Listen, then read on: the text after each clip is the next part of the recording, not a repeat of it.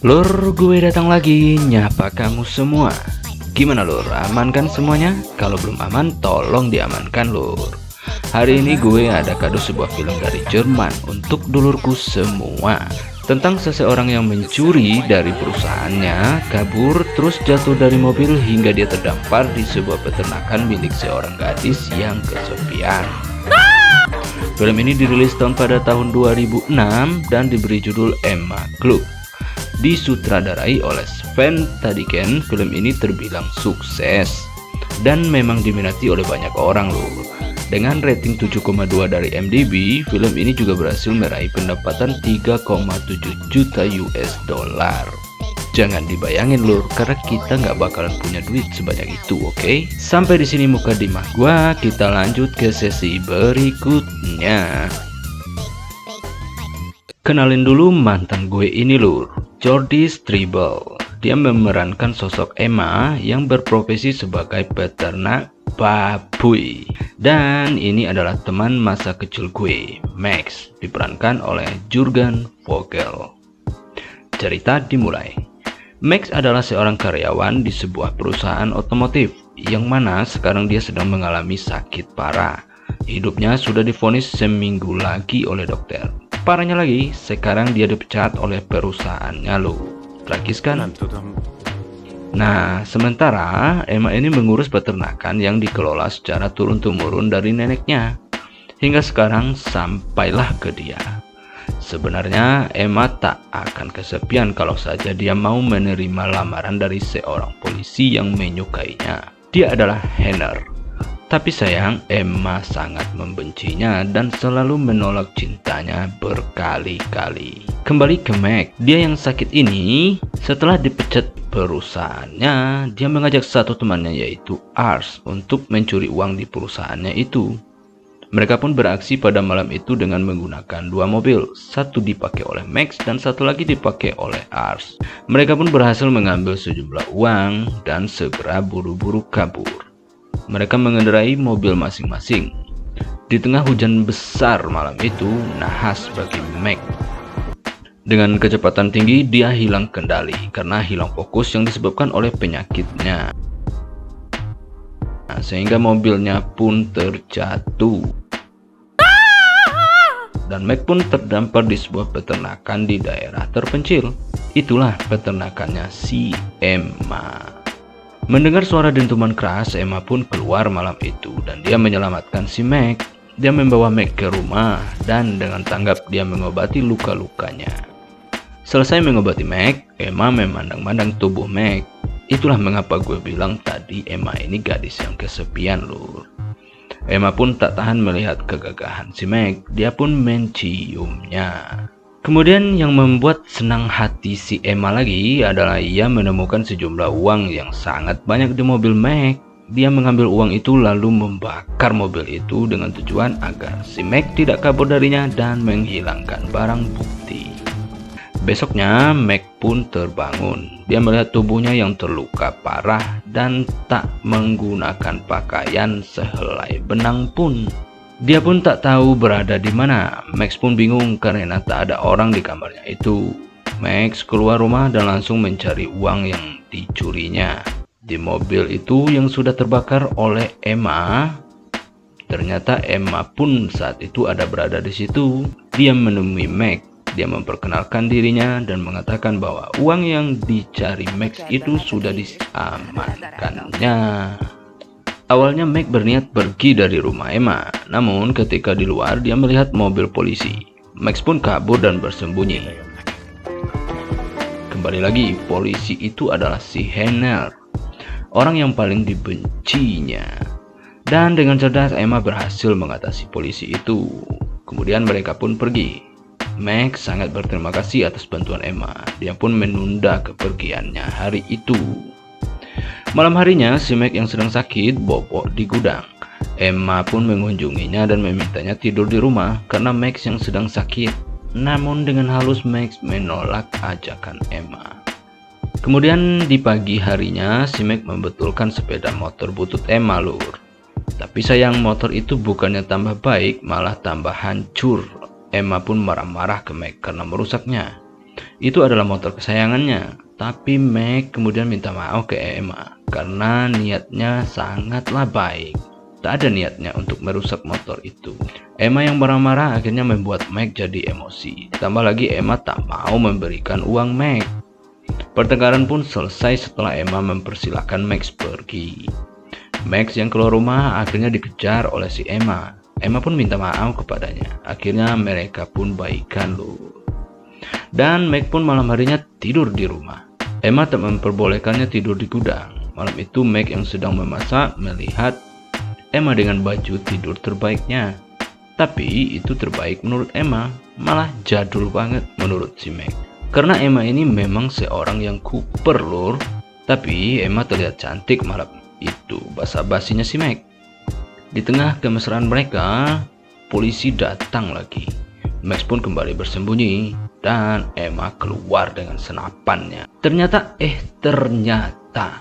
itu adalah si Henner lagi. Dia datang untuk melamar Emma yang ke-10 kalinya. Dan kembali lagi cintanya ditolak mentah-mentah. Nah, begitu lur jadi cowok. Jangan berhenti sebelum janur kuning melengkung di rumah si doi lur. Oke?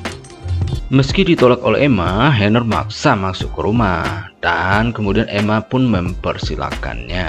Sementara di atas ada Meg yang sedang bersembunyi.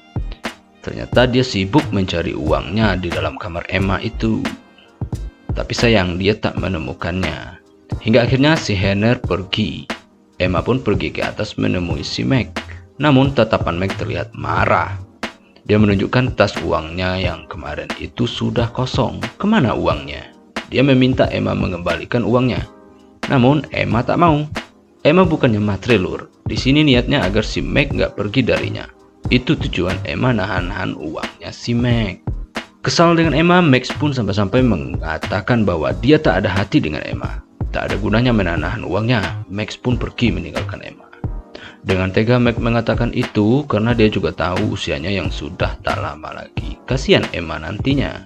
Max pergi, Emma pun sedih dan menangis. Kemudian dengan diam-diam Emma mengembalikan uangnya si Meg.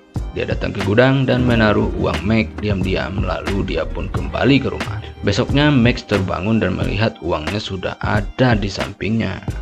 Dan pagi itu Emma datang mengantar sarapan untuk Meg. Kurang baik apalagi si Emma coba. Max benar-benar terima kasih sama si Emma atas kebaikannya ini. Namun Emma kembali lagi melihat Meg muntah-muntah hari itu untuk yang ketiga kalinya. Namun Emma belum tahu kenapa itu. Kemudian mereka pun mengobrol santai di ayunan dekat dengan kamar si Emma. Disitulah Emma tahu bahwa penyakit yang diderita si Meg. Capek banget gue ngomongnya. Dia sudah berusaha menghibur si Meg, tetapi Emma amat sedih melihat kondisi si Meg. Emma pun permisi meninggalkan si Meg.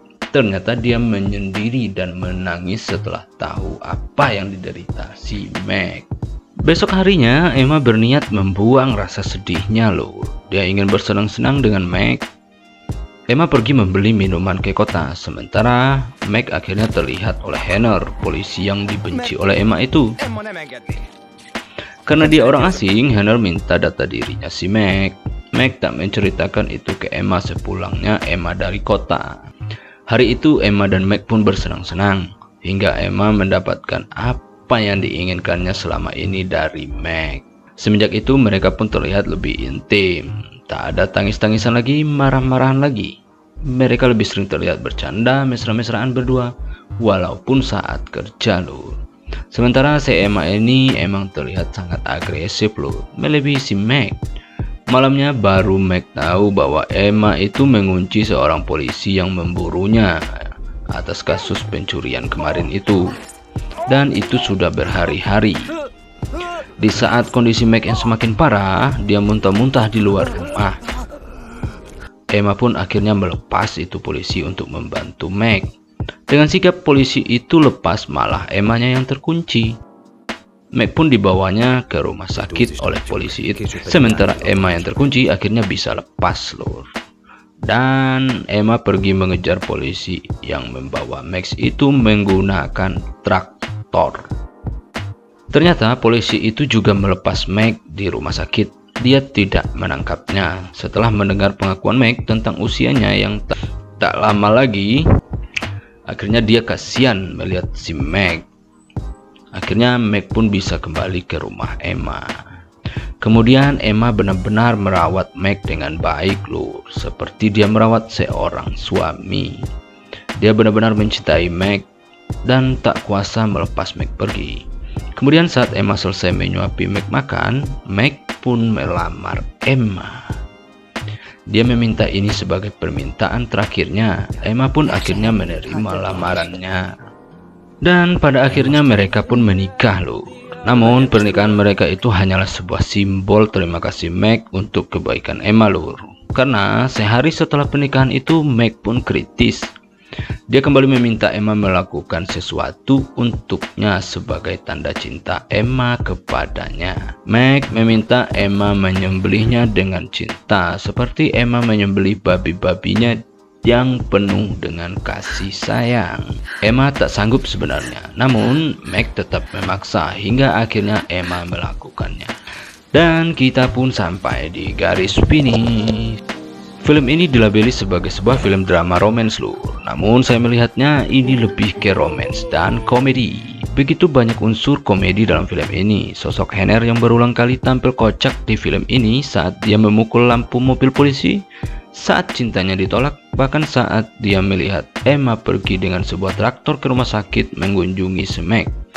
Dan itu semua adalah adegan-adegan komedi yang bagus menurut saya.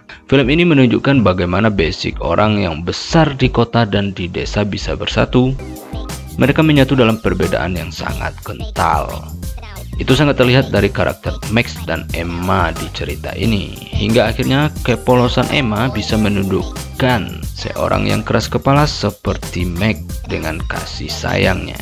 Sven tadi kan benar-benar mengemas cerita film ini dengan sangat bagus. Dibumbui banyak komedi di awalnya tetapi berakhir dengan sangat perih. Yang menjadi pertanyaan gue lur, kemana teman malingnya si Meg? Tak ada kabarnya hingga akhir cerita film ini. Silakan lu cari sendiri. Don ya lur. Jodoh dan maut emang hanya di tangan Tuhan lur. Dan hanya Tuhanlah yang tahu. Tapi lu juga mesti harus tahu. Emaknya si doi gak bakalan tahu lu jodoh anaknya kalau lu gak datang ke rumahnya. Segerakan yang bisa disegerakan lur. Lu pergi sekarang juga temui lur. Come on. Cukup sekian hari ini. Dan saatnya gue ciao.